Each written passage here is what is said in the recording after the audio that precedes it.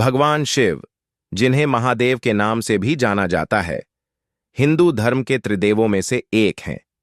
उनकी कई कथाएं पौराणिक ग्रंथों में वर्णित हैं। एक बार ब्रह्मा जी और विष्णु जी के बीच यह विवाद हुआ कि दोनों में से कौन बड़ा है। दोनों अपने अपने महत्व का वर्णन करने लगे। इस विवाद को समाप्त करने के लिए भगवान शिव ने एक अद्भुत लीला रची। उन्होंने एक विशाल अग्निस्तंभ का रूप धारण किया जो आकाश से पाताल तक फैला हुआ था। ब्रह्मा जी और विष्णु जी ने उस अग्निस्तंभ के आदि और अंत का पता लगाने का निश्चय किया। ब्रह्मा जी ने हंस का रूप धारण किया और स्तंभ के शिखर की ओर उड़ने लगे। उड़ते उड़ते वे थक गए, लेकिन उन्हें स्तंभ का अंत नहीं मिला।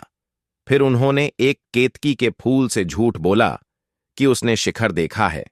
विष्णु जी ने वराह का रूप धारण किया और स्तंभ के नीचे की ओर जाने लगे।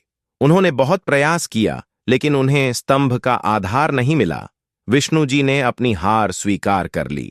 भगवान शिव उस अग्निस्तंभ से प्रकट हुए और ब्रह्मा जी के झूठ पर उन्हें दंड दिया। उन्होंने कहा कि ब्रह्मा जी की पूजा धरती पर कभी नहीं होगी, लेकिन जो सत्य और विनम्रता के मार्ग पर चलेगा वही शिव का प्रिय होगा। शिवलिंग इसी अग्निस्तंभ का प्रतीक है और इसे भगवान शिव का निराकार रूप माना जाता है। यह कथा हमें सिखाती है कि अहंकार विनाश का कारण बनता है। भगवान शिव न केवल विनाश के देवता हैं, बल्कि सृजन, संरक्षण और सत्य के प्रतीक भी हैं। उनकी पूजा से हमें अहंकार त्याग कर सत्य, भक्ति और समर्पण का मार्ग अपनाने की प्रेरणा मिलती है।